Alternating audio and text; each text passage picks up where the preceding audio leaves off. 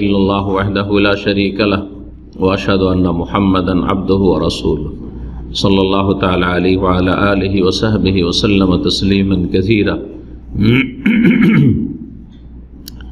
ইয়া আইয়ুহাল্লাযীনা আমানু তাকুল্লাহা হাক্কা তুকাতিহি ওয়া লা তামুতুন্না ইল্লা ওয়া আনতুম মুসলিমুন। ইয়া আইয়ুহান নাসু তাকু রাব্বাকুমুল্লাযী খালাকাকুম মিন নাফসিন ওয়াহিদাহ ওয়া খালাকা মিনহা যাওজাহা ওয়া বাসসা মিনহুমা রিজালান কাসীরা ওয়া নিসাআ واتقوا الله الذي تساءلون به والأرحام إن الله كان عليكم رقيبا يا أيها الذين آمنوا اتقوا الله وقولوا قولا سديدا يصلح لكم أعمالكم ويغفر لكم ذنوبكم ومن يطع الله ورسوله فقد فاز فوزا عظيما أما بعد فإن خير الحديث كتاب الله وخير الهدي هدي محمد صلى الله عليه وسلم وشر الأمور محدثاتها وكل محدثة بدعة وكل بدعة ضلالة وكل ضلالة في النار أعوذ بالله من الشيطان الرجيم ولهن مثل الذي عليهن بالمعروف وللرجال عليهن درجة وقال رسول الله صلى الله عليه وسلم استوصوا بالنساء خيرا।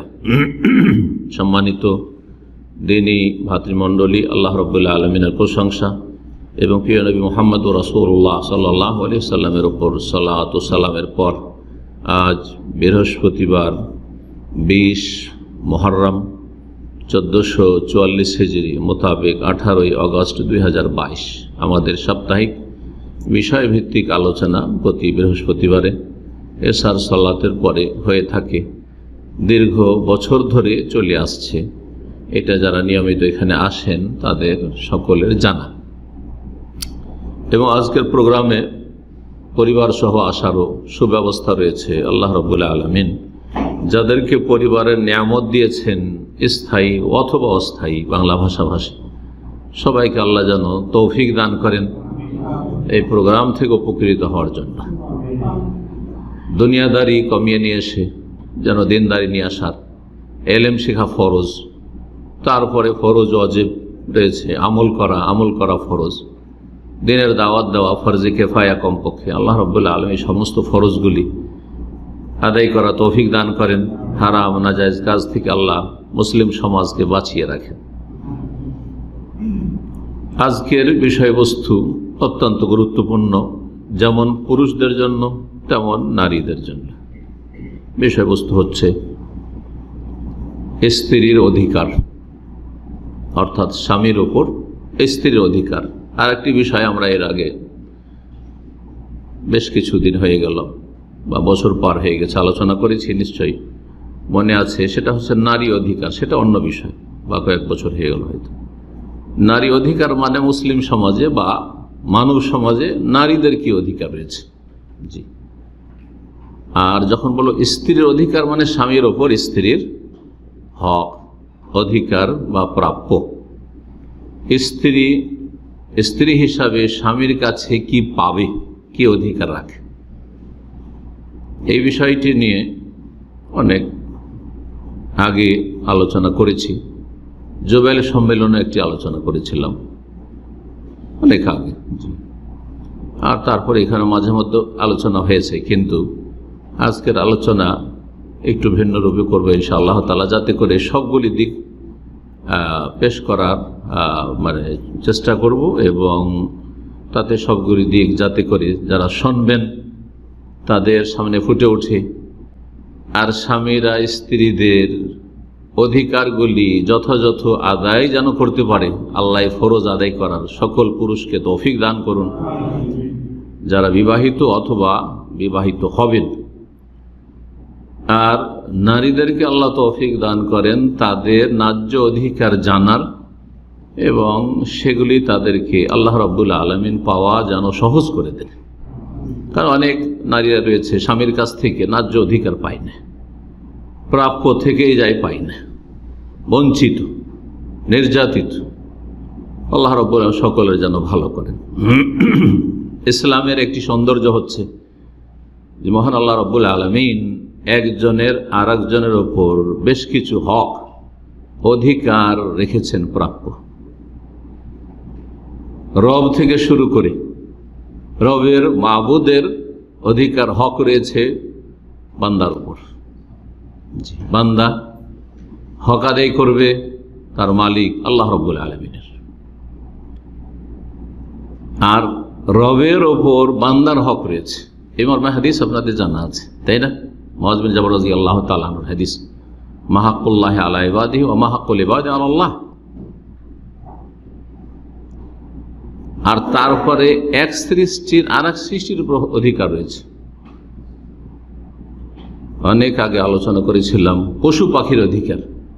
তো যদি পশু পাখির অধিকার প্রাপ্য থাকে মানুষের ওপর, আমি আপনি যে মানুষ, আমাদের ওপর পশু পাখি আশেপাশে যেগুলি বিচরণ করে সেগুলির অধিকার রয়েছে, তাহলে মানুষের ওপর অবশ্য অধিকার রয়েছে। অমুসলিম হলেও অমুসলিমের অধিকার রয়েছে মুসলিমদের উপর। মানুষ হিসাবে প্রতিবেশীর অধিকার রয়েছে, আত্মীয় স্বজনের অধিকার রয়েছে, সবচাইতে নিকট আত্মীয় এবং সবচাইতে বড় হক আল্লাহ রাব্বুল আলামিনের হকের পরে রাসূলুল্লাহ হকের পরে পিতামাতার হক রয়েছে, ছেলে মেয়েদের হক রয়েছে, ভাই বোনের হক রয়েছে। মানব সমাজে যেসব অসহায় দুর্বল ব্যক্তি রয়েছে তাদের হক রয়েছে। তাহলে এইভাবে ইসলামের সৌন্দর্যগুলি নিয়ে যদি আমরা গভীরভাবে চিন্তা করি, তো আমরা যেখানে বাস করি না কেন আমাদের আশেপাশে যারা আছে তাদের ওপর আমাদের হক রয়েছে, অধিকার রয়েছে, আর আমাদের ওপরও তাদের অধিকার রয়েছে। এই শিক্ষা একমাত্র ইসলাম দিয়েছে। এই জন্য যে ইসলাম হচ্ছে আল্লাহ রাব্বুল আলামিনের মনোনীত দ্বীন, জীবন বিধান, জীবনের প্রতিটি ক্ষেত্রে দিক নির্দেশনা রয়েছে। তার একটি দিক হচ্ছে স্ত্রীর অধিকার স্বামীর ওপর। স্বামীরও অধিকার রয়েছে স্ত্রীর ওপর, কিন্তু স্ত্রীর অধিকারের গুরুত্ব স্বামীর ওপর আরো বেশি। একটি কথা শুনে রাখেন পয়েন্ট, কেন বেশি আয়াতটি পড়ি তারপরে বলছি। শুরু করেছি যে আয়াত দিয়ে। আল্লাহ রাব্বুল আলামিন সূরা বাকারা আয়াত নম্বর 228 ইরশাদ করেছেন, ওয়ালাহুন্না মিসলুল্লাযী আলাইহিন্না বিল মারুফ ওয়ালিররিজালি আলাইহিন্না দারাজা। ওয়ালাহুন্না মানে স্ত্রীদের জন্য, লিন্নিসা স্ত্রীদের জন্য, ওয়ালাহুন্না মিসলুল্লাযী আলাইহিন্না বিল মারুফ, ওই রকমই অধিকার রয়েছে তাদের জন্য, ওই রকমই অধিকার রয়েছে, অনুরূপ অধিকার রয়েছে যেমন তাদের উপর, নারীদের উপর স্বামীদের হকের ক্ষেত্রে, অধিকারের ক্ষেত্রে দায় দায়িত্ব রয়েছে। কি বুঝলেন আয়াতের তরজমা থেকে? যে যেমন স্বামীরা অধিকার রাখে, হক রাখে স্ত্রীদের ওপর, ঠিক তেমনি একবারে অনুরূপ মিসলুল্লাযী, ওই রকমই হক রয়েছে, অধিকার রয়েছে স্ত্রীর কার ওপর? স্বামীর ওপর। তাহলে অধিকারের দিক থেকে পরস্পরের হক রয়েছে। হকগুলি সব সমান সমান না, আর হকগুলির ধরন একই রকম না, হকগুলির কোয়ালিটি একই রকম নয়, কিন্তু হক রয়েছে। যেমন আপনারা মুসলিম, দুইজন মুসলিম, আপনি মুসলিম, সেও মুসলিম, যেমন এই ব্যক্তির ওপর আপনার হক রয়েছে মুসলিম হিসাবে, তেমন তার হক আপনার উপর রয়েছে, ঠিক ওই রকম। কিন্তু ধরনের দিক দিয়ে পার্থক্য হইতে পারে, ছেলে মেয়েদের উপর বাপ মায়ের যেমন অধিকার, বাপ মায়ের উপর ছেলে মেয়েদের ধরন আলাদা আলাদা। বাপ মায়ের দায় দায়িত্ব এক ধরনের, ছেলে মেয়েদের ক্ষেত্রে নাবালক নাবালিকা থাকলে তখন দায় দায়িত্ব এক রকমের, বা বড় হয়ে গেলে বা ছেলেদের ক্ষেত্রে ভিন্ন দায়িত্ব, মেয়েদের ক্ষেত্রে ভিন্ন দায় দায়িত্ব, ওই রকমই কিন্তু অধিকার রয়েছে। ওয়ালাহুন্না স্ত্রীদের জন্য ওই রকমই, মিসলুল্লাযী ওই রকমই অধিকার রয়েছে যেমন তাদের ওপর গুরু দায়িত্ব রয়েছে হক আদায় করা। কার জন্য? স্বামীদের জন্য। বিল মারুফ, কি রকম? সচরাচর যেটা সেখানকার পরিবেশে রয়েছে, পরিবেশ হিসাবে হকের ধরনের পার্থক্য হতে পারে। অবস্থা বুঝবিল মারুফ, মারুফের একটি অর্থ এটি যে যেটা ওরফে চলছে, সেখানকার পারিবারিক কাঠামো, সামাজিক কাঠামো, হ্যাঁ, আর্থিক অবস্থা, এসবগুলি বিচার করে সেই রকমটা রয়েছে। গ্রাম অঞ্চল আর শহর অঞ্চলে পার্থক্য আছে, হ্যাঁ, জীবনের মানের দিক থেকে দেশ হিসাবে পার্থক্য রয়েছে। জীবনের মান যেমন বাংলাদেশে তেমন সৌদি আরবে নয়, ঠিক কিনা? বিল মারুফ, ওরফ মোতাবেক, মারুফ তার ওরফ থেকে, এটাও একটা তফসির হতে পারে, ভুল হবে না সেটা। আচ্ছা, তারপরে যার যতটা যোগ্যতা রয়েছে বিল মারুফ। আপনি গরিব শ্রেণীর মানুষ, সুতরাং গরিবের স্ত্রী যেমন গরিবের কাছ থেকে হক পাই পাবে, কিন্তু একজন হ্যাঁ পয়সাওয়ালা, অনেক পয়সাওয়ালা, বলছে না না না, ওই যে গরিব ব্যক্তি যেমন স্ত্রীকে দিচ্ছে আমিও দেবো, এরকম চলবে না? চলবে না। যেমন বাংলাদেশে মোহর দিচ্ছে, সৌদি আরবে চলবে? হ্যাঁ, না, চলবে না। মোহরটা একটা অধিকার, মোহরের পরিমাণে পার্থক্য আছে না নেই? ওই রকম খরচ খরচার ক্ষেত্রে ভরণ পোষণ পার্থক্য রয়েছে। বাংলাদেশে একটা সংসার চালাবে যেন একটা স্ত্রীকে হ্যাঁ যতটা খরচ দেবে, বলছে সৌদি আরবে ও অতটি টাকা দেবো, টাকা হিসাবে, বাংলাদেশি টাকা হিসাবে হিসাব করে দেবো, চলবে? হ্যাঁ, বেশি লাগতে পারে, আবার কমও লাগতে পারে। বিল মারুফ, বিল মারুফের আরেকটি প্রসিদ্ধ অর্থ হচ্ছে ওই যে যেটা কোরআনের বিভিন্ন আয়াতে মারুফ মানে মারুফ মুনকারের বিপরীত। কুনতুম খায়রা উম্মাতিন উখরিজাত লিন-নাস তা'মুরুনা বিল মারুফ ওয়া তানহাউনা আনিল মুনকার। তো মারুফ মানে কি? ভালো। মারুফ মানে কি? ভালো। বিল মারুফ সদাচরণের সাথে, হক আদায় করবে, কিন্তু কিসের সাথে? স্ত্রী স্বামীর হক আদায় করবে, স্বামী স্ত্রীর হক আদায় করবে বিল মারুফ, অনুরূপ বিল মারুফ, সদাচরণ, সৎ ব্যবহারের সাথে। হক আদায় করছেন কিন্তু খারাপ আচরণ করে, মানে ভরণ পোষণ দিচ্ছেন, বাড়ি দিয়েছেন, মাশাআল্লাহ পাকা বাড়ি আর হাই ফাই জীবন, কিন্তু মানসিক টর্চার করে, শারীরিক টর্চার করে, অথবা বেশ কিছু দিক থেকে হ্যাঁ খারাপ আচরণের সাথে না, খারাপ আচরণের সাথে বিল মারুফ। তো মারুফ মানে ভালো আচরণের সাথে হইতে পারে, আবার উরফ মোতাবেক মানে সেখানকার অবস্থাকে সামনে রেখে। পার্থক্য তাহলে কি স্বামী স্ত্রীতে? যেমন স্ত্রীর অধিকার রয়েছে স্বামীর ওপর, স্বামীর স্ত্রীর ওপর অধিকার রয়েছে, তাহলে পার্থক্য কি? আলাদা পার্থক্য আছে। ওয়ালির রেজালে আলাইহিন্না দারাজা, তবে পুরুষদের ক্ষেত্রে, পুরুষদের জন্য আল্লাহ রাব্বুল আলামিনের বিধানে আলাইহিন্না স্ত্রীদের ওপর কি রয়েছে? দারাজা, মর্যাদা রয়েছে। একটা মর্যাদা, সম্মানের মর্যাদা রয়েছে, নেতৃত্বের মর্যাদা রয়েছে। দুইজন হলে একজন নেতা হইতে হবে, আমির হইতে হবে। স্বামী স্ত্রী কি আমির হবে? যদি স্ত্রী বলে যে না আমি এমবিবিএস ডাক্তার, তুমি কি মাধ্যমিক পাস, সুতরাং বাড়ির আমি হচ্ছি মালিক, না না মালিক না তুমি। হ্যাঁ, পিএইচডি করা, ডক্টরেট করা মহিলা, আর স্বামী হচ্ছে অযোগ্য মূর্খ, হ্যাঁ শিক্ষায়, অথবা স্ত্রী বেশ বড় আলেমা মাশাআল্লাহ, কিন্তু স্বামী হচ্ছে জাহেল, আলেম না। না না না, এখানে নেতৃত্ব দেবে যে আলেম আছে, স্ত্রী নেতৃত্ব চলবে। ওয়ালির রেজালে আলাইহিন্না দারাজা, পুরুষকে স্ত্রীর উপর বা স্বামীকে স্ত্রীর উপর কি দেওয়া হয়েছে? দারাজা, মর্যাদা দেওয়া হয়েছে। আল্লাহ আর রিজাল কাওয়ামুন আলান নিসা, কি জন্য মর্যাদা দেওয়া হয়েছে? দুটো কারণ আল্লাহ বয়ান করেছে এই আয়াতে, যে আয়াতটি কোথায় বলছে আর রিজাল কাওয়ামুন আলান নিসা, পুরুষরা নারীদের উপর কি হচ্ছে? নেতা, কর্তা। বিমা ফাদ্দালাল্লাহু বা'দাহুম আলা বা'দ, কারণ একটি কারণ হচ্ছে যে আল্লাহ সৃষ্টিগতভাবে একে অপরের উপর শ্রেষ্ঠত্ব দিয়েছেন, ফজিলত দিয়েছেন। পুরুষকে যেইভাবে মানসিক শারীরিক যোগ্যতা দিয়ে আল্লাহ সৃষ্টি করেছেন, মানসিক শারীরিক দিক থেকে নারী অতটা যোগ্য না। জীবনে যে ঝুঁকিগুলো নিয়ে রুজি রোজগার করতে পারে এবং বরদাস্ত করতে পারে বাইরে, ঘরের বাইরে, একজন পুরুষ একজন নারী পারে না। আবার এর বিপরীত নারীরা ছেলে মেয়েদের প্রতিপালনে এবং রান্নাঘরে, পাকশাকের ক্ষেত্রে, সংসারের কাজে ঘর বাড়ি যত্ন করে রাখা, পরিচর্যা, হ্যাঁ, ছেলে মেয়েদের, দিনে যদি 50 বারো পায়খানা করে, ছেলে অসুস্থ,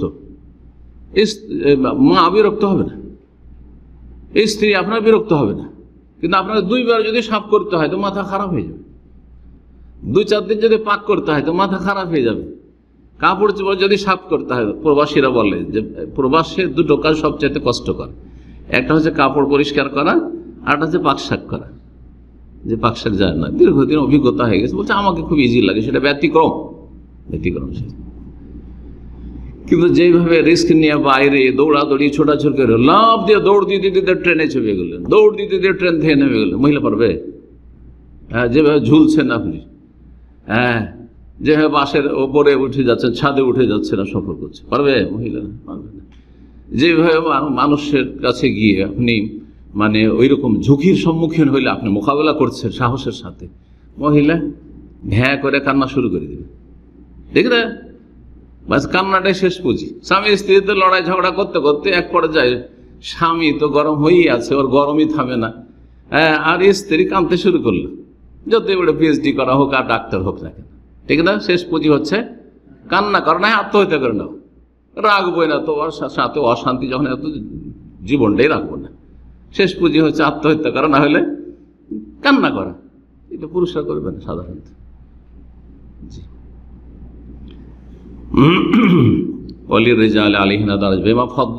আল্লাহ ফজিলত দিয়েছেন পুরুষকে, অবিমা আনফাকু, আর দ্বিতীয় শ্রেষ্ঠত্ব বা নেতৃত্বের কারণ, নেতৃত্ব কেন পুরুষকে দেওয়া হলো?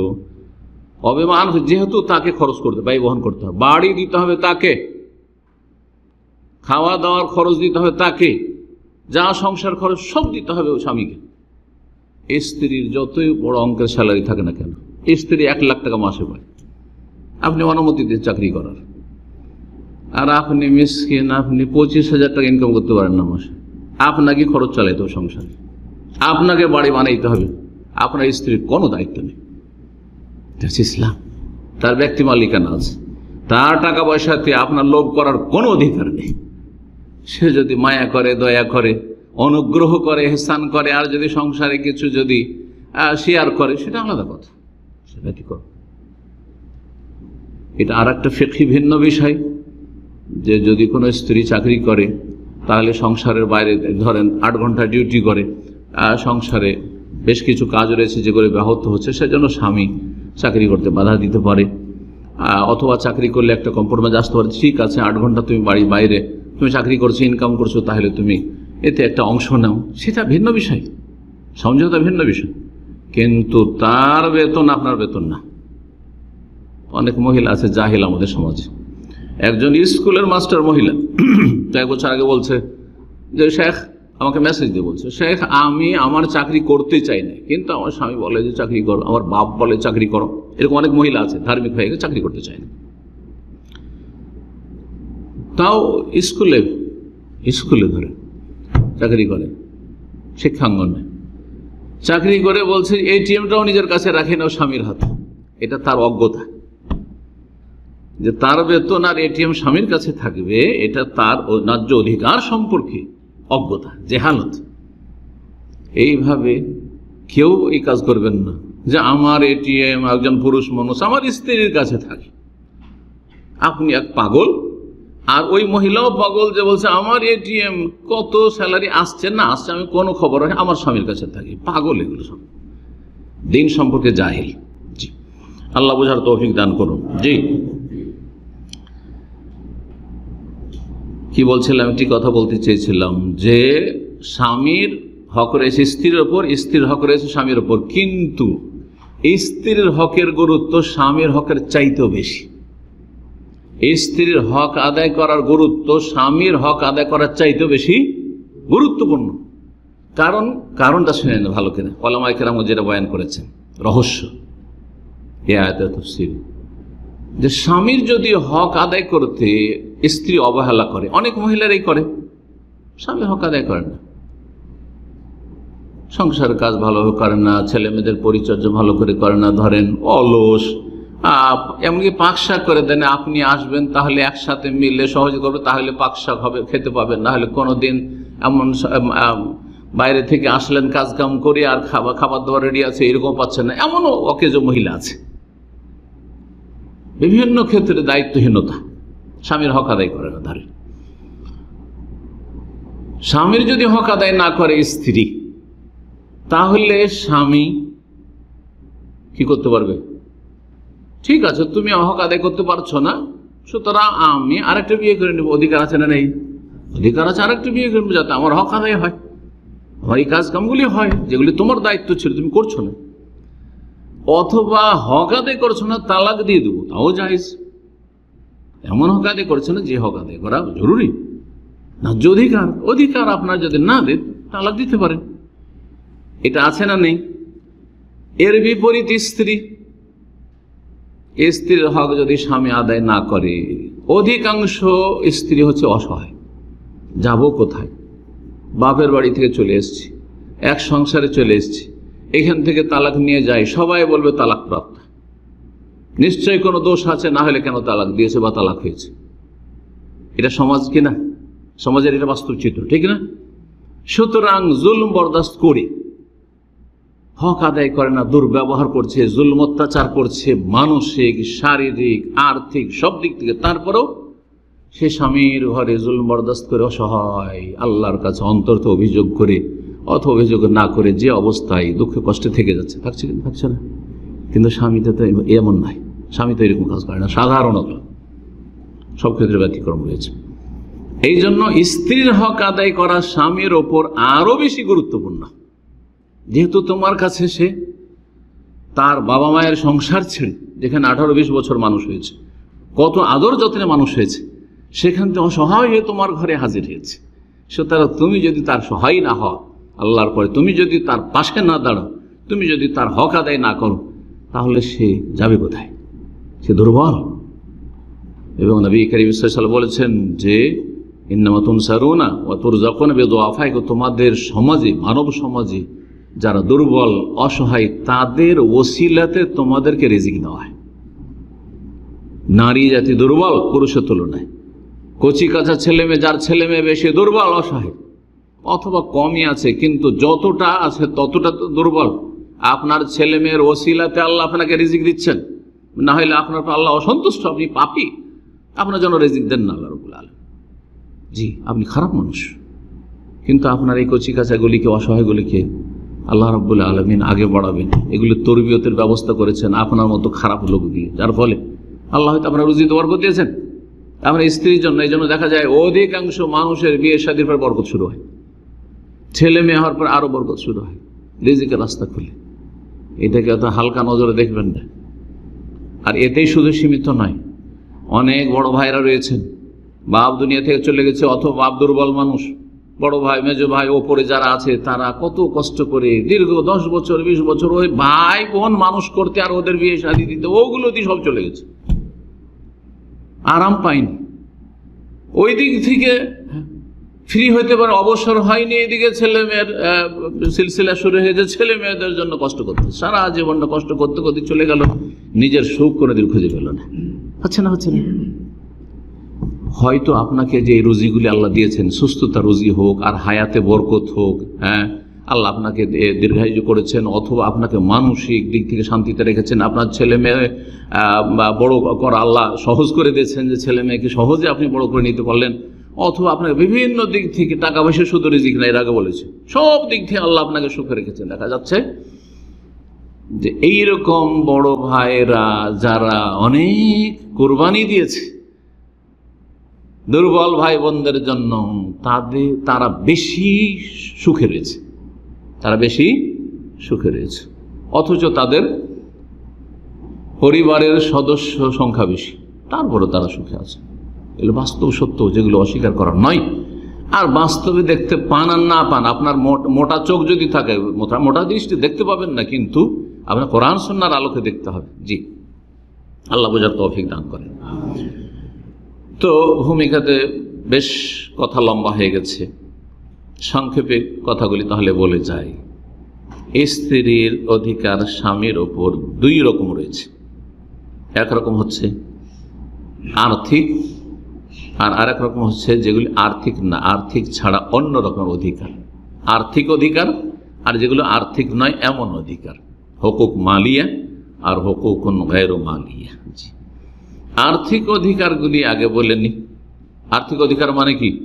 মানে অর্থ দিয়ে হকগুলি আদায় করতে হবে, পয়সা দিয়ে হকগুলি আদায় করতে হবে। স্বামীর ওপর ফরজ পয়সা দিয়ে স্ত্রী সে হকগুলি আদায় করবে। তার প্রথমটি হচ্ছে যখন বিয়ে করছেন আপনি, আকদ হচ্ছে, কবুল হচ্ছে, ইজাব কবুল হচ্ছে, আমি কবুল করলাম। প্রথম সেটা হচ্ছে মাহর। মাহর আরবিতে সাদাক মানে হচ্ছে যেটা আমরা নিজের ভাষায় মোহর বলে থাকি, মোহর। আর মোহরানা উর্দু মিডিয়াম, এটা মোহরানা হয়ে গেল উর্দু মিডিয়াম। আর মাহর আরবিতে সেটি হচ্ছে মোহর, মোহর দেওয়া। জি হ্যাঁ, সে মোহরের পরিমাণ সর্বনিম্ন নির্ধারিত নয়, যেমন হানাফি মাযহাব 10 দিরহাম রয়েছে, এটাও কোনো সহিহ হাদিস নয়। সর্বনিম্ন যে কোনো কিছু হইতে পারে, যে কোনো উপকার হইতে পারে, যে কোনো বেনিফিট হইতে পারে। আর সর্বঊর্ধ্বেও কোনো একটা লিমিটেশন নেই, পরিমাণ যে এত বেশি চলবে না। কোটি কোটি টাকা কেউ মোহর তলব করতে পারে আর মোহর দিতে পারে, পয়সা আছে কোটি কোটি টাকা মোহর দিচ্ছে, হ্যাঁ। আবার 10 টাকাও মোহর দিতে পারে, এটা স্যান্ডেল জুতো মোহর দিতে পারে, কোরআন শিক্ষা মোহর দিতে পারে। নবী সাল্লাল্লাহু আলাইহি ওয়াসাল্লাম অনেকগুলো হয়েছে না, হয় নাই? জি, স্যান্ডেল দিয়ে বিয়ে হয়েছে, দুটো স্যান্ডেল দিয়ে, তারপরে কোরআনের তালিম, কোরআনের শিক্ষা, অমুক অমুক সূরা মুখস্থ করিয়ে দাও, যাও বিয়ে দিয়ে দিলাম, সেটাই হয়েছে বেনিফিট। ঠিক আছে, আমার মেয়েকে টিউশন পড়িয়ে দাও, আমার মেয়েকে কোরআনে হাফেজা বানিয়ে দাও, এটাই মোহর, তোমার অসুবিধা নেই। যেমন ইত্তেফাক হবে, চুক্তি হবে, মোহর দিতে হবে। এই মোহর দেওয়া কি সুন্নাত, মুস্তাহাব, ফরজ। নগদ দেওয়া সুন্নাত, মোহর দেওয়া ফরজ, কিন্তু মোহর নগদ দেওয়া হচ্ছে সুন্নাত। আর ধার সুন্নত নয়, কোন সাহাবী ধারে বিয়ে করেননি, স্পষ্ট ভাষায় শোনেন। এই যে ধারের মোহর ভারত বাংলাদেশে, বেদাতের দেশে, সৌদি আরবে নেই এখনো। সৌদি আরবে বিয়ে শাদীতে একটা বিয়েতে জিজ্ঞাসা করে দেখেন যে তোমাদের মোহর যে 1 লক্ষ রিয়াল বাঁধা হয়, এতে কত টাকা ধার থাকে, কত টাকা বাকি, একটাও খুঁজে পাবেন না। সুন্নতের দেশ, যে হচ্ছে তাওহীদের দেশ, কোরআন এবং হাদিস আমল করার দেশ। আর এখন পর্যন্ত কোনো হাদিস আমি খুঁজে পাইনি, এখন পর্যন্ত ফোকাহাদের ব্যক্তিগত ইজতিহাদি মত ছাড়া, ইজতিহাদি মতামত ছাড়া আর কিছু পাওয়া যায় না। ইজতিহাদি মতামত কি? যে আপনার কাছে একটা কোনো কিছু কিনলাম, যেমন মনে করেন যে একটা গাড়ি কিনলাম, ঠিক আছে, গাড়িটা আমি নগদ ক্যাশ দিয়েও কিনতে পারি, আবার ধার বাকি তো কিনতে পারি। যে ভাই তা টাকা তো এখন নেই, তো গাড়িটা দিয়ে দেন, বিশ্বাস করেন তো? ভাই বিশ্বাস, অবশ্যই বিশ্বাস করি। তো ঠিক আছে, আপনাকে মাসের মাসে এত করে দেবো, অথবা 6 মাস পরে একবারই দিয়ে দেবো, জায়েজ আছে কিনা? ঠিক ওই রকমই ফোকাহার ইজতিহাদ করেছে যে মোহর দিতে হবে, আর মোহর বাকি রাখলে এইরকম। কিন্তু বাকির নামে ফাঁকিবাজি, এই যে আমাদের দেশের সমাজ যেটা ইসলামের উল্টো দিকে চলেছে, বিভিন্ন ক্ষেত্রে, আকীদার ক্ষেত্রে, সুন্নাহর পাবন্দির ক্ষেত্রে, সুন্নাতের জায়গায় বিদআত, আকীদার জায়গায় তাওহীদের জায়গায় শিরক, আর সুন্নতি আমলের জায়গায় মানুষের খেয়াল খুশি ফতোয়া আমল, এগুলোকে ব্যাপক আকার দিতে হবে না, এটাকে সীমিত করার চেষ্টা করতে হবে, সীমিত করার চেষ্টা করতে হবে, এমনটা না হয়। সুতরাং আপনাদের প্রত্যেককে বদ্ধপরিকর হইতে হবে যে আমার পরিবার যতগুলি বিয়ে হবে, আমার থেকে শুরু করে, হ্যাঁ, আমার নেতৃত্বে সবগুলিতে নগদ মোহর হবে। নগদ মোহরে যেই পরিবার রাজি হবে, ঠিক আছে, নগদ দিতে পারবো 50,000, 50,000, অথবা 5 লাখ টাকা তুমি বাঁধবে, আমি নগদ দিতে পারবো, সুতরাং তোমার পরিবারে বিয়ে করবো না, বিয়ে দেবো না। হ্যাঁ, সহজ বিষয়, আমরা তাই করছি, আমরা তাই করছি আমাদের পরিবারে, আলহামদুলিল্লাহ রাব্বিল আলামিন। আর আমার শ্বশুর পরিবারে আমার বিয়ের 34 বছর হয়ে গেল, কোন একটা বাকিতে বিয়ে হয়নি, আর এখনো হয়নি, হয়নি আর হয় না। আমার মনে পড়া থেকে বলছি, যখন থেকে আমার মনে পড়ছে, স্মরণ হচ্ছে। তো এগুলো চালু করতে হবে আমাদেরকে, সুন্নাত চালু করতে হবে এবং কুসংস্কারগুলো দূর করতে হবে। কারণ এই ফোকাহাদের ফতুয়ার ভিত্তিতে ফাঁকিবাজি চলছে, সেজন্য আরো বেশি গুরুত্ব পেয়ে যায়। কারণ 5 লাখ টাকা বেঁধে দিল, দেওয়ার সময় কিছু দিল না, মরার সময় বলছে যে মাফ করে দে, মাফ করবি না তুই কি করবি, এত টাকা কোত্থেকে দিবি, তাই না? হ্যাঁ, হারাম এটা। আপনি আমার কাছে টাকা ধার নেবেন 10,000 রিয়াল, আর বলবেন যে ও লোকটা তো মারা যাচ্ছে, সেকে মাফ করে দেন। এটা কোন জুলুম হইল? আপনার দুনিয়ার সংসার চলছে, সব চলছে, বলছে মাফ করে দেন। কিসের মাফ করে দেন? জমি আছে, জায়গা আছে, দেওয়ার মতো জায়গা আছে, এমন না যে ভিটে মাটি বিক্রি করতে, ভিটে মাটি ছাড়া যা কিছু সব বিক্রি করে ঋণ দেন। কোন ইসলামে আছে যে ভিটে মাটি সব ঠিক রেখে জমি জায়গা সব ঠিক রাখবেন, আর আপনি যদি অতিরিক্ত ইনকাম করতে পারেন তাহলে ধার শোধ করবেন, আপনি ঋণ পরিশোধ করবেন? এটা কোথায় আছে ইসলামে এই অবকাশ? এত সহজ বিষয় নয়। আপনার শুধু ভিটে মাটি যে 2-3টা রুম লাগে, ধরেন স্বামী স্ত্রী আর ছেলে মেয়ে নিয়ে, এই কয়টা ছাড়া বাকি আশেপাশে ধরেন 1 বিঘা জমির উপর বাড়ি আছে, বাকিটা বিক্রি করেন। 2 কাঠা 3 কাঠার উপর বাড়ি আছে, ওইটা শুধু থাকবে, তারপর ঋণ পরিশোধ করেন, না হয় জান্নাত পাবেন না, আপনি শহীদ হইল। এটা হচ্ছে ইসলাম। সেটা মোহর হোক আর অন্য কিছু হোক। জি, তো মোহরের বিষয়টি বলছিলাম। আল্লাহ কোরআনে এই নির্দেশ, ওয়া আতুন নিসা সাদকাতিহিন্না নিহলা, তোমরা স্ত্রীদেরকে তাদের মোহর দিয়ে দাও স্বতঃস্ফূর্তভাবে, খুশি হয়ে মোহর দিয়ে দাও। এই নয় যে বাসর ঘরে পায়তারা শুরু করলে যে তোমার বাবা তো 5 লাখ টাকা চাপিয়ে দিয়েছে, কোথা থেকে দেব? ই তো ভাবছে যে এর কাছে তো আমি বন্দী হয়ে এসেছি, প্রথম রাতে যদি এর সাথে ঝামেলা পাকিয়ে দিত গেলাম। হ্যাঁ, সেই রাতেও সাহস করতে পারছে না যে মাফ করবো না এই কথা বলতে, আর মরার সময় তো বলার কোনো অবকাশ নেই। সমাজের লোক কি বলবে, গ্রামের লোক কি বলবে, যে কত খারাপ মহিলা, স্বামী মারা যাচ্ছে আর মোহর মাফ করলো না, ঠিক না? হাউযুবিল্লাহ, সমাজ আমাদের অনইসলামিক সমাজ। লা হাওলা ওয়ালা কুওয়াতা ইল্লা বিল্লাহ। মোহর দেওয়া ফরজ। 2 নম্বর আর্থিক অধিকার, তা হচ্ছে ভরণ পোষণ, সুকনা আর নাফাকা।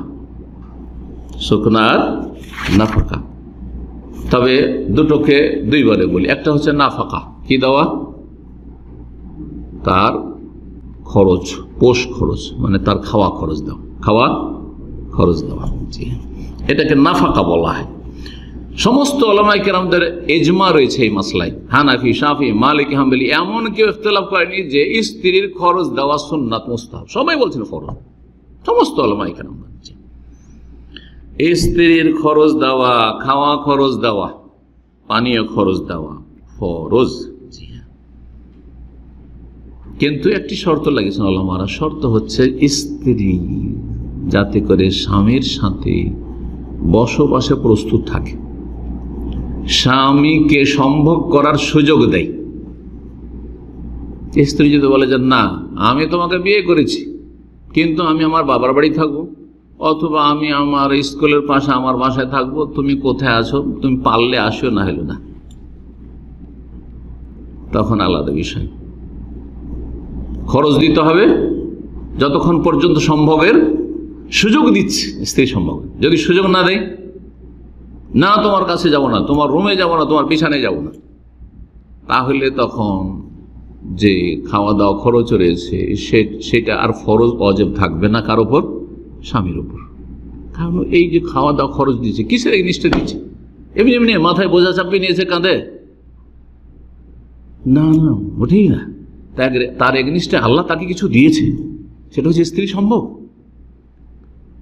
যখনই তার প্রয়োজন হবে, যদি মাজুর না থাকে, এমন না যে অপারগে, তাহলে অবশ্যই স্বামীর ডাকে সাড়া দিতে হবে। এই বিষয়গুলি অবশ্যই একজন মহিলাকে জানতে হবে। মহিলা এমন খারাপ আচরণ করে যে খবরদার তুমি আমার কাছে আসবে না, খবরদার আমার গায়ে হাত দেবে না, আর বলবে যে আমার খরচ দাও, ভরণ পোষণ দাও, না, ওঠি না।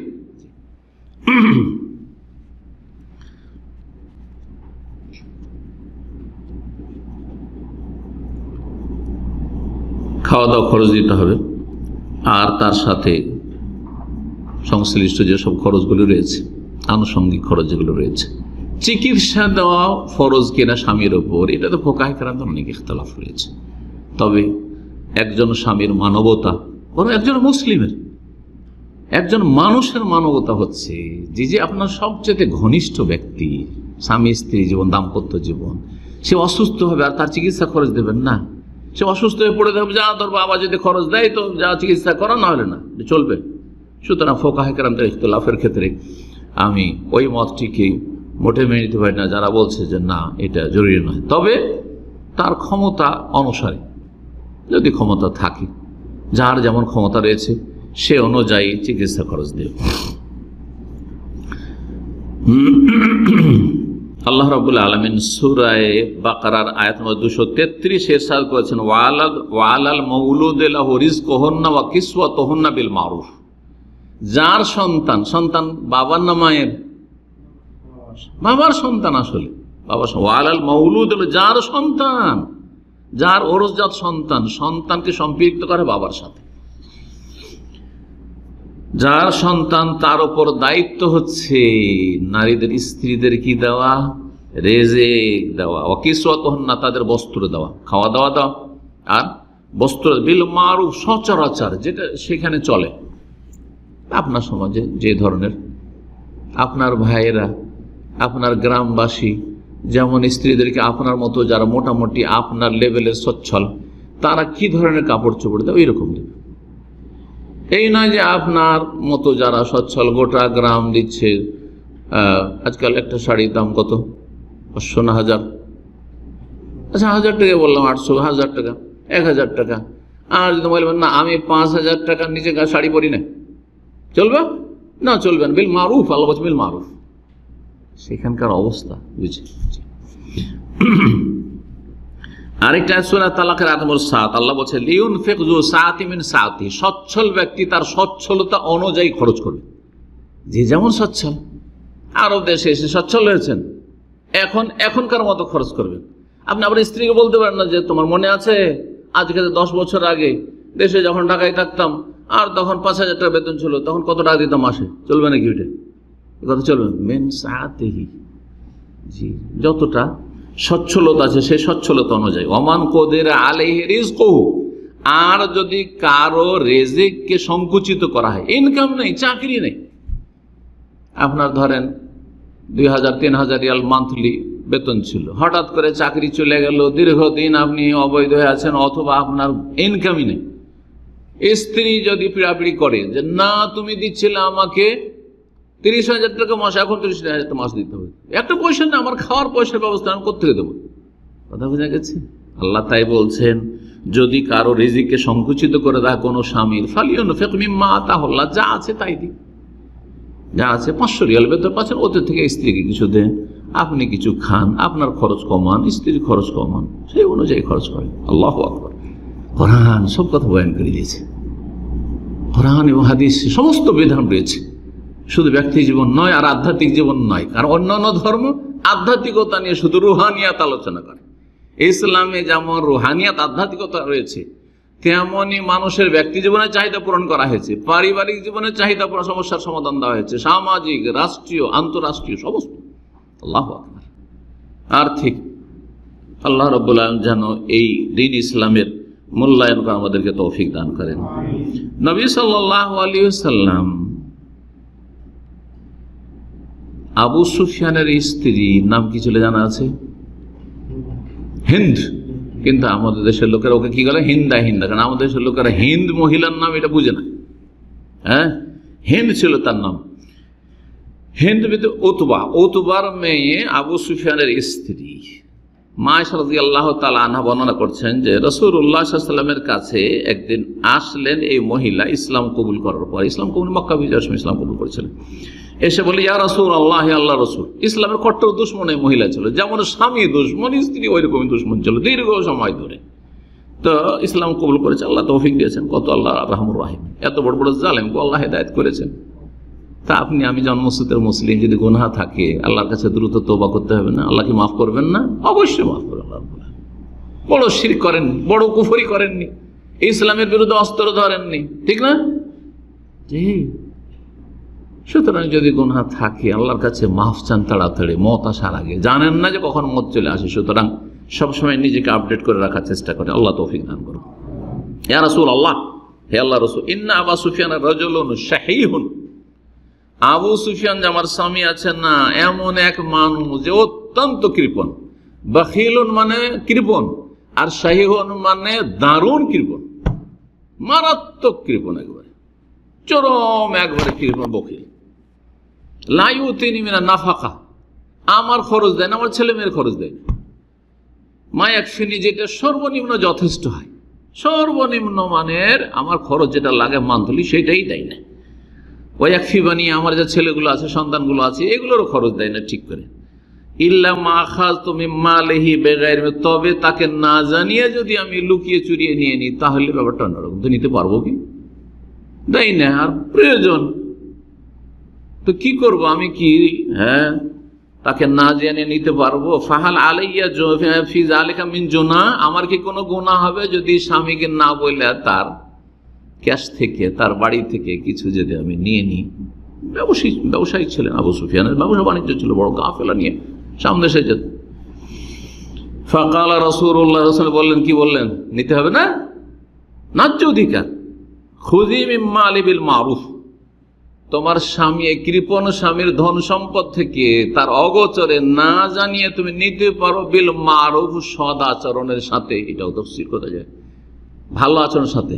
আর তুসুরপাত করা, নষ্ট করা, স্বামীর মাল নিল আর বাবার বাড়ি পাচার করলো, যেমন অনেক খারাপ মহিলা আছে। আপনার টাকা এখান থেকে যাচ্ছে, ওর বোনকে গয়না কিনে দিচ্ছে, তারপর দুলা ভাইকে, তো ওর বিয়ে লেগেছে বাপের বাড়িতে, ইচ্ছাধীন আপনার 25-50 হাজার টাকা দিল ধসি। এ অনুমতি কে দিল? কিন্তু সংসারের খরচ যতটা প্রয়োজন মাঝামাঝি এইরকম সমাজে যেই খরচটা চলে সেই খরচটা করার অধিকার রাখে, তার বেশি নয়, বিনা অনুমতিতে। তো বললেন বিল মারুফ, সদাচরণের সাথে। আর বিল মারুফ মানে প্রথাগতভাবে সেখানকার প্রথায়, সেখানকার সমাজে যেমনটা নেওয়া আছে। মক্কায় সেই যুগে তোমার আশেপাশে যেসব মহিলারা কতটা খরচ তাদের লাগে ওই হিসাবে তুমি নেবে, ওই রকম নেবে, তার চাইতে বেশিও নেবে না, তার চেয়ে কমও নিতে বলছি। বিল মারুফ, সহিহ বুখারী হাদিস, সহিহ মুসলিমের হাদিস। জি, নবী করিম সাল্লাল্লাহু আলাইহি ওয়াসাল্লাম আরো বলেছেন, সহিহ মুসলিমের হাদিস 1218 নম্বর, ফাত্তাকুল্লাহ ফিন নিসা, নারীদের ক্ষেত্রে আল্লাহকে ভয় করো। জি, বিদায় হজে ওসিয়ত করেছিলেন, ইত্তাকুল্লাহ ফিন নিসা, আল্লাহকে ভয় করো নারীদের ক্ষেত্রে। কারণ নারীদের ক্ষেত্রে প্রতিক্রিয়ার ভয় নাই, জুলুম করে দিল, মেরে দিল, মার খাওয়ার ভয় নাই। সাধারণত যেসব স্বামীরা দুর্বল আর মার খাওয়ার ভয় আছে, সহজে মারবে স্ত্রীকে। যদি জানে যে আমার স্ত্রী আছে ওই রকমই জাঁদারালি, যদি আমি একবার মারি তো 2 বার মারবে আমাকে, তাহলে সাহস করবে মারতে? কখনো সাহস করবে না। কিন্তু অধিকাংশ মানুষ মনে করে যে আমি স্ত্রীকে মেরে দিলে কি করবে আমার, ওয়ালা ইয়াখাফু উকবাহ, কোনো ভয়ের মনে নেই। দাম্ভিকতা কাজ করছে, আর তারপরে সে সিনিয়র নিজেকে মনে করছে। ইত্তাকুল্লাহ ফিন নিসা, নারীদের ক্ষেত্রে আল্লাহকে ভয় করো। ফাইন্নাকুম আখাযতুমুহুন্না বিআমানিল্লাহ, আল্লাহর আমানতের ভিত্তিতে তুমি আছো, আল্লাহ তোমাকে দিয়েছে সেই পরের একটা মেয়ে তোমার জন্য, ওই যে কবুল বলেছে, ওই হিজাবকে বলেছে, ওর মাধ্যমে আল্লাহ হালাল করেছে, নাহলে তোমার সাথে কোনো সম্পর্ক ছিল না, ওর তোমাকে চিনতেও না, জি কোনো সম্পর্ক ছিল না তার সাথে। আল্লাহর এটি আমানত, আমানতে খেয়ানত করবে না। ওয়াস্তাহলালতুম ফুরুজাহুন্না বিকালিমাতিল, আল্লাহর কালিমার মাধ্যমে, যে কবুল করার মাধ্যমে তাদের লজ্জা স্থান হালাল করেছো, হালাল হয়েছে, না হলে হালাল নয়। ওইটার নাম জেনা ছিল, যেটা তোমার সহবাস। হালাল যেটা নাকি হচ্ছে সেটা তোমার জেনা ছিল, ব্যভিচার ছিল। যদি এই সম্পর্ক আল্লাহ বৈধ না করতেন, ওয়ালাকুম আলাইহিন্না, আর তোমাদেরও কিছু হক রয়েছে তাদের উপর। তারপরে বলেছেন, যার কথা লম্বা হয়ে যাবে, সেই জন্য আজকে স্বামীদের হকগুলি যে হাদিসের অংশে এসেছে সেগুলি আজকে বয়ান করছি না। ইনশাআল্লাহ তাআলা সামনের সপ্তাহে স্বামীর অধিকার স্ত্রীর বয়ান করব, তখন সেগুলো বয়ান করব। 3 নম্বর অধিকার, আর্থিক অধিকার হচ্ছে স্ত্রীর কি? বাসা দেওয়া, বাসা একটা ঘর দিতে হবে। আপনার একটা রুম নেয়, কিচ্ছু নেয়ার, বিয়ে করে বসে আছেন, নিজে কোথায় রাখবেন? গাছতলায়? না, মোটেই না। আপনার যদি একটা রুমের ব্যবস্থা থাকে তাহলে বিয়ে করেন, না হইলে আগে প্রস্তুতি নেন, ঘর বানান। জি, আর বাসা মানে শুধু একটা বাসা না, একাকার হয়ে ডাল ভাত করে ভাইদের সাথে, আর পর্দার গর্দা উড়িয়ে দিয়ে, বেহায়া করে দিয়ে, আর আপনি আপনার ভাইয়ের স্ত্রীকে দেখছেন, আপনার স্ত্রীকে আপনার ভাই দেখছে, এইভাবে না, একটু পর্দার ব্যবস্থা করে। এটা হচ্ছে সুকনা বাসা। বাসা মানে নিরাপদ বাসা, যেখানে নিরাপদ থাকতে পারে।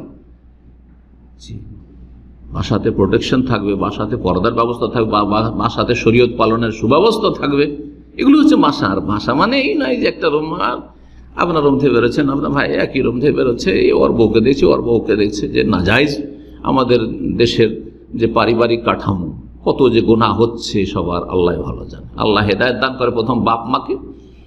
এই জাহেল বাপ মা বুঝে না, যদি ছেলে বলে যে না এইভাবে আব্বা থাকা চলবে না, বলছে দেখো দুটা পয়সা হয়েছে, আর এই যে কি বলে বিয়ে করেছে, এখন বাপ চেনে না মা চেনে না, বলবে না? বলবে না?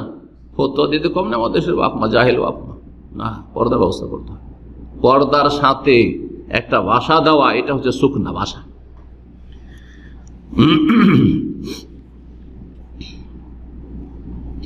আল্লাহ রাব্বুল আলামিন সূরা তালাকের আয়াত নম্বর 6 ইরশাদ করেছে, আসকিনুহুন্না মিন হাইসু সাকানতুম মিন ওয়াজদিকুম, স্ত্রীদেরকে তোমরা বাসা দাও, বাসস্থান দাও। আসকিনুহুন্না, বাসস্থান দাও। মিন হাইসু সাকানতুম, যেখানে তুমি বসবাস করবে। তুমি পাকা বাড়িতে থাকছো আর একটা টিনের বাড়ি তৈরি করে দেবে না, তোমার যে বাড়ি সেই রকম মাপের বাড়ি হতে হবে। আপনার বাড়ি হচ্ছে পাকা বাড়ি, অথবা পাকা বাড়ি আপনি করতে পারবেন আর আপনি একটা খড়ের ঘরে রেখে দিয়েছেন যেখানে নিরাপত্তাহীনতায় ভুগছে, না, ওটি চলবে না। মিন হাইসু সাকানতুম মিন ওয়াজদিকুম, তোমাদের আর্থিক যোগ্যতা অনুযায়ী আল্লাহ রাব্বুল বলেছেন। এই তিনটি হক আর্থিক হক, আর 3-4টি হক সংখ্যা বলে নি কি, যেগুলো আর্থিক হক নয়। আর্থিক হক নয়। প্রথম হক হচ্ছে যদি একাধিক স্ত্রী থাকে তো ইনসাফ করা, সুবিচার করা। 2টো স্ত্রী, 3টে স্ত্রী আছে, বিয়ে করেন ভালো কথা, কিন্তু শর্তগুলি পুরা করতে হবে। আমি এর আগে সংক্ষেপে বয়ান করেছি। একটা হচ্ছে ইমানি শক্তি, কি একটা হচ্ছে ইমানি শক্তি, একটা হচ্ছে শারীরিক শক্তি, একটি হচ্ছে আর্থিক শক্তি। ইমানি শক্তি কি, যে আপনি আল্লাহর এতটা ভয় করেন, পরকাল বলে এতটা ভয় করেন যে আপনি বিয়ে করার পরে কারোর সাথে অবিচার করবেন না। বড় স্ত্রী চাপে পড়ে ছোট স্ত্রীকে তালাক দেবেন না, হ্যাঁ, জালেম। বড় স্ত্রীর চাপের মুখে আসবেন না।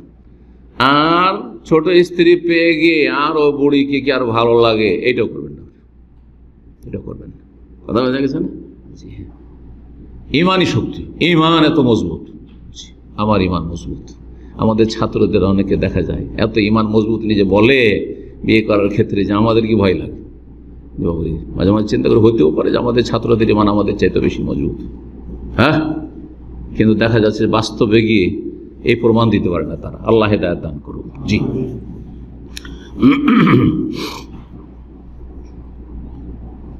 আচ্ছা, একাধিক স্ত্রী থাকলে সুবিচার করতে হবে। কোন ক্ষেত্রে? আর্থিক ক্ষেত্রে। দুজনকে খরচ দেবেন, আচ্ছা সমান সমান টাকা দিতে হবে নাকি? না, যার যতটা খরচ লাগে, যার যতটা খরচ হয়। একজনের বাচ্চা আছে, আরেকজনের বাচ্চা নেই, সমান দিবেন। অলংকার দিবেন তখন সমান দিবেন, অলংকার দিবেন তখন সমান দেবেন। আগে যা দিয়ে দিয়েছেন, এই নয় যে আগে যত তোমাকে দিয়েই রেখেছি অতটা আগে পূরণ করি, ছোট স্ত্রীকে চলবেন। এখন থেকে সব শুরু হবে, এখন থেকে শুরু হবে। জি, এটা অনেকে বুঝে না। 10 ভরি আমার বড় স্ত্রীর কাছে আছে, আগে 10 ভরি পুরা করি ছোট স্ত্রী, তারপর ওকে দেওয়া শুরু করব। দেখা যাচ্ছে যে মরে গেল, 10 বছর পুরা করতে পারে আর কিছুই দিল না বড় স্ত্রী, চলবে?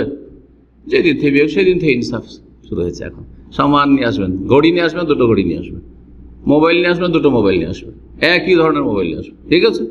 এইরকম না, তোমাকে তো এর আগে 3টে মোবাইল দিয়েছি, বড় স্ত্রীকে বলছেন, আর একে তো এই প্রথম একটা দিলাম, ওর জন্য শুধু মোবাইল নিয়ে এসছেন, ওর জন্য কিছু নিয়ে আসেন না, চলবে না। এখন থেকে শুরু হবে ইনসাফ। তো আর্থিক দিক থেকে খাওয়া দাওয়ার ক্ষেত্রে যার যেমন প্রয়োজন, চিকিৎসার ক্ষেত্রে যার যেমন প্রয়োজন, আর সময় দেওয়ার ক্ষেত্রে একদিন যদি ওকে সময় দেন, আরেকদিন, এজন্য নবী সাল্লাল্লাহু আলাইহি ওয়াসাল্লাম কি করতেন? পালা নির্ধারণ করতেন। পালা, আজকে অমুকের পালা, আজকে অমুকের পালা, আজকে অমুকের পালা, আজকে পালা, বাড়ি পালা নির্ধারণ করতেন। রাত্রি যাপনের ক্ষেত্রে দিনে এদিক সেদিক যেতে পারেন, দিনে যখন বাইরে যেতে পারেন, দিনে অমুকের কাছে গিয়ে দেখা সাক্ষাৎ করে আসতে পারেন, কিন্তু সহবাস করবেন আগে দিনে গিয়ে। রাতে তো যেতে পারবেন, রাতে তো অমুকের পালা আছে, তো মনটা চেয়েছে দিনে চলে যায়, না, এটা করবেন না। তাই এমনি যান, এমনি গিয়ে দেখা সাক্ষাৎ করেন।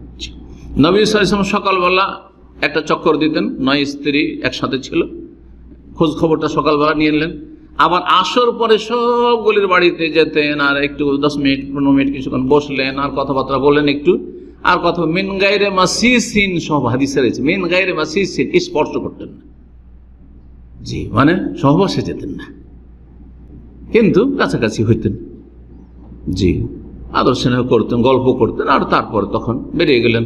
কিছু তারা দিলে, কিছু খেলেন, কেউ দুধ দিল, কেউ মধু দিল, যে মধুর হাদিস রয়েছে। জি, তারপর চলে আসলেন। খোঁজ খবরটা সন্ধ্যাবেলা নাই, রাত্রি যার পালা আছে তার কাছে এসে। আচ্ছা, রাত্রি যে যাপন করবেন সেই ক্ষেত্রে সহবাসের সংখ্যা তো সমান হইতে হবে। ফিকহি মাসলা অনেক আছে। তার মানে ছোট স্ত্রীর সাথে প্রতি রাতে সহবাস হয়, যখন ওর পালা থাকে তো বড় স্ত্রীর সাথে ওইটা হইতে হবে।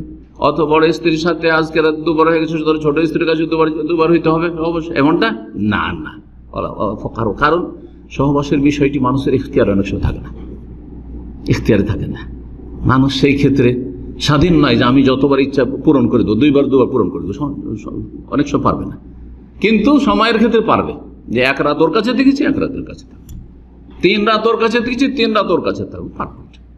সময় দেওয়ার ক্ষেত্রে পারবে। এই নয় যে সারাদিন এক স্ত্রীর কাছে থেকে গেল আর রাত্রি খান শুধু কাটাইতে আসলো, এইরকমটা করবে না। হ্যাঁ, বাইরে থাকলে অসুবিধা নেই, বাইরে থাকলে বড় স্ত্রীর বাড়িতেও নেই, ছোট স্ত্রীর বাড়িতে নেই।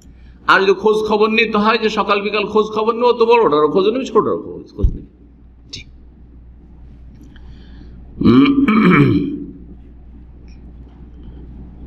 এই ছিল ইনসাফের বিষয়গুলো। বস্ত্রের ক্ষেত্রে, কাপড় চোপড় দেওয়ার ক্ষেত্রে ইত্যাদি সেম একই রকম কাপড় দেবেন, একই রকমের কাপড় দেবেন। জি।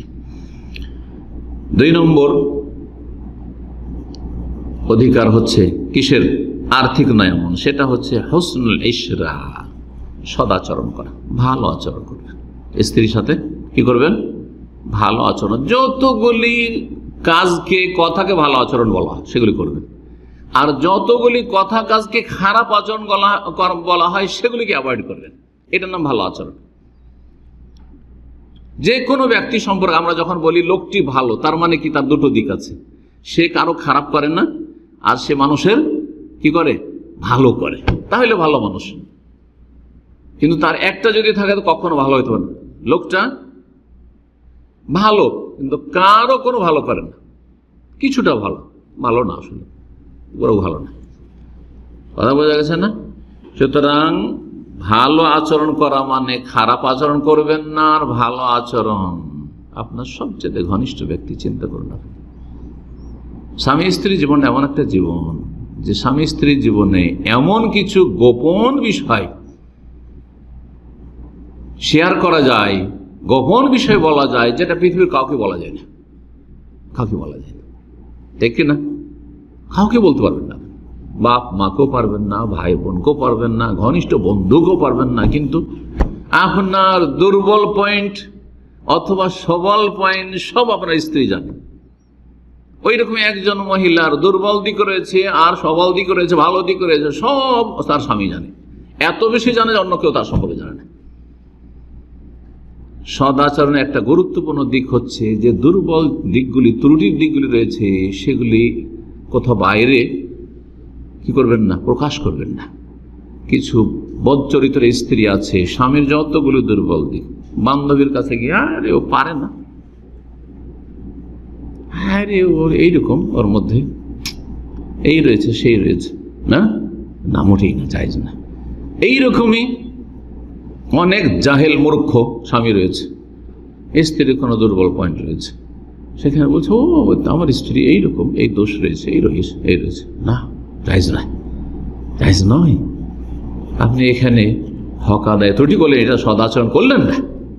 গোপন বিষয়গুলি কোথাও প্রকাশ পাবে আর অন্য কেউ জানবে, যেটা কষ্টদায়ক আপনার স্ত্রীর জন্য অথবা স্বামীর জন্য, কারোর জন্য জায়েজ না। এটা আল্লাহ যেন বোঝার তৌফিক দান করে। সূরা নিসার আয়াত 19 আল্লাহ ইরশাদ, ওয়া আশিরুহুন্না বিল মারুফ, স্ত্রীর সাথে জীবনযাপন করো, জীবনযাপন করো, সময় কাটাও, বিল মারুফ, সদাচরণের সাথে, ভালো আচরণের সাথে। সারাদিন ঘরে আছেন ভালো আচরণ, বাইরে আছেন তারপরে ভালো আচরণ, দূরে প্রবাসে আছেন তারপরে ভালো আচরণ, ভালো আচরণ করবেন, যেটাকে ভালো হয়। নবী করিম সাল্লাল্লাহু আলাইহি ওয়াসাল্লামের প্রসিদ্ধ হাদিস শুরুতে পড়েছিলাম, সহিহ বুখারী মুসলিমে রয়েছে, ইস্তাউসু বিন নিসায়ে খায়রা, নারীদের ক্ষেত্রে কল্যাণের ভালাইয়ের ওসিয়ত গ্রহণ করো আমার থেকে।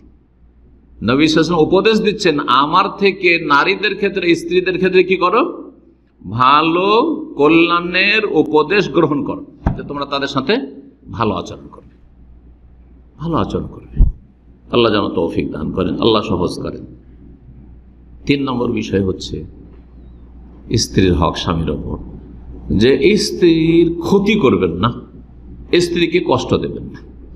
স্ত্রীর নেগেটিভিটি, স্ত্রীর ক্ষতি করবেন না আর স্ত্রীকে কষ্ট দেবেন না। সেটা মানসিক কষ্ট হোক, শারীরিক কষ্ট। অনেকে মানসিক কষ্ট দেয়, শারীরিক কষ্ট দেয় না, মারধর করে না, কিন্তু মানসিক দিক থেকে অশান্তিতে রাখে।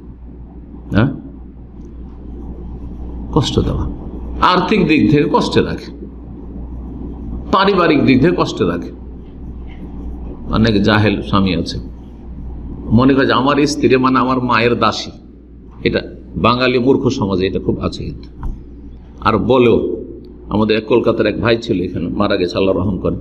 সে বলছে যে আমাদের এলাকায় এটা নাই, কিন্তু থাকতে পারে, কিন্তু আমাদের পরিবারে এগুলো শুনিনি কোনোদিন। বলছে বিয়ে করতে যাওয়ার সময় ছেলে গিয়ে ওর মায়ের কাছে যাবে আর পায়ে হাত দিয়ে সালাম করবে। বেদাত তো আছে আপনাদের সমাজে, তাই না? হ্যাঁ, কদম বসি করা। আর তার বলে যে মা তোমার জন্য আমি দাসী নিতে যাচ্ছি। নাউজুবিল্লাহ, দাসী? যদি আপনার স্ত্রী দাসী হয় আপনি দাস, আর আপনার স্ত্রীকে যদি নেত্রী মনে করেন তো আপনি নেতা। মনে রাখতে হবে এটা। এইরকমই মহিলাদেরকে বলবো যে তোমার স্বামীকে যদি তুমি ছোট লোক মনে করো তাহলে ছোট লোকের স্ত্রী তুমি, আর যদি তোমার স্বামীকে কিং মনে করো, রাজকুমার মনে করো, তাহলে তুমি রাজকুমারী। ঠিক, তোমার স্বামীকে যদি সৈয়দ মনে করো তাহলে তুমি সৈয়দা, আর তুমি যদি তোমার স্বামীকে গোলাম মনে করো তাহলে গোলামের স্ত্রী দাসী, বান্দি। আল্লাহ যেন বুঝার তৌফিক দান করবে। ক্ষতি করবে না, এটি শুধু স্বামী স্ত্রীর জীবনে নয়, যে কোনো মানুষের সাথে, এমনকি অমুসলিমের সাথে। এটি ইসলামের একটি কায়দা, নীতিমালা, আম ব্যাপক অর্থপূর্ণ নীতিমালা। এই মর্মে হাদিস রয়েছে রাসূলুল্লাহ ইবনে মাজার 2340 নম্বর হাদিস, লা দারারা ওয়ালা দেরারা, তুমি নিজে কারো ক্ষতি করবে না আর নিজেও কারো দ্বারা ক্ষতিগ্রস্ত হবে না।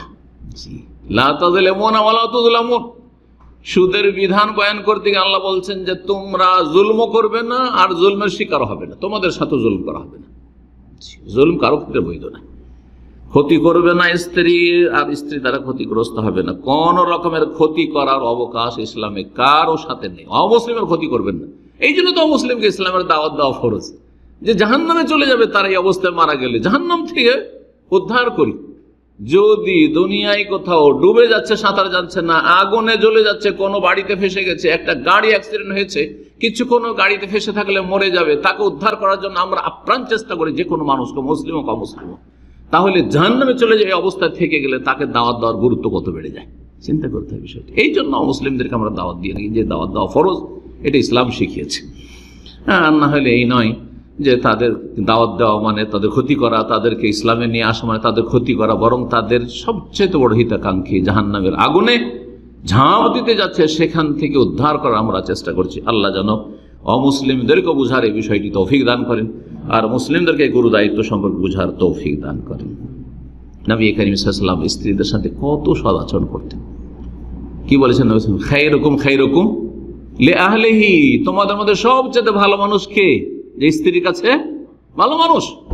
স্ত্রী যদি বলে যে আমার স্বামী ভালো, তাহলে জানতে হবে লোকটা ভালো, কারণ সব জানছে, ওর গোপন তথ্য সব ওর কাছে আছে, তার পুরো ডাটা তার কাছে আছে, ঠিক না?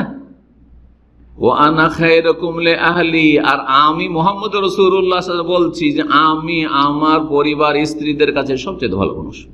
আল্লাহ, কট্টর দুশমনের মেয়ে, ইহুদি নেতা, কত বড় দুশমন ছিল সে খাইবারের, হুয়াই বিন আখতাব, তার মেয়ে সাফিয়া রাদিয়াল্লাহু তাআলা বিয়ে হওয়ার সাথে সাথে এত ভালোবেসেছেন স্বামীকে যে জীবনে কখনোই বাপের কথা মনে করেন, সেই কাফের বাপের কথা। আবু সুফিয়ান কাফের কুফরের অবস্থায় বেড়াতে এসছে মদিনা, মেয়ের বাড়ি লুকিয়ে কোন রকম আশ্রয় নিয়েছে সে উম্মে হাবিবা রাদিয়াল্লাহু তাআলা। আবু সুফিয়ানের মেয়ে কিনা, রাসূলুল্লাহ সাল্লাল্লাহু আলাইহি ওয়াসাল্লাম সহধর্মিণী উম্মুল মুমিনিন যখন বাপকে দেখেছে যে বসতে যাচ্ছেন, নবী সাল্লাল্লাহু আলাইহি ওয়াসাল্লামের মোবারক বিছানাটিকে গুটিয়ে রেখে দিয়েছেন, উঠিয়ে রেখে দিয়েছেন আর মেঝেতে বসতে দিচ্ছেন।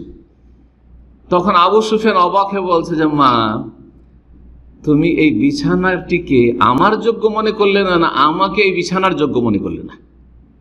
জিজ্ঞেস করছে যে বাপ হয়তো আমি বড় মানুষ, অনেক বড় মানুষ, মক্কার নেতা, হ্যাঁ আমাকে হয়তো এই খারাপ বিছানায় বসতে দেবে না, সেজন্য বিছানাটাকে উঠিয়ে রেখে দিল নাকি?